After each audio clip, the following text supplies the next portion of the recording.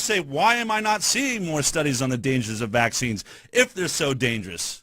How would you get them done? Do you think you have inside of you to work at a company that's already been corrupted? Essentially, you're working amongst vampires from the other side. You know most of them are already in negotiations to go over to multi-million-dollar salaries, but you're not one of those guys. You're Serpico, man. You're going to step up and you're going to do what's right.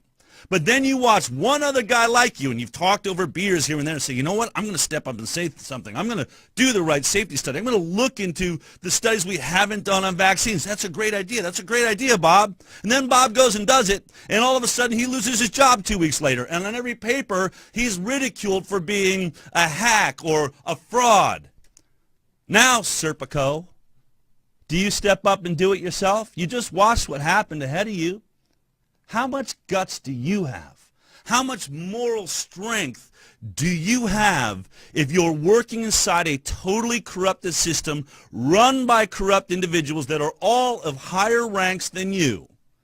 Do you have what it takes to do what's right? Do you think our government does? Do you think the people, the CDC do, and HHS, with these protected salaries, these protected jobs? I don't. I know they're not. The lobby in Washington talks to their little officials, their senators and their congressmen that they put in office with their money, and they say, you better get out and fire that guy or forget any funding coming from us at your next election. It's that simple, folks. That's what's happening.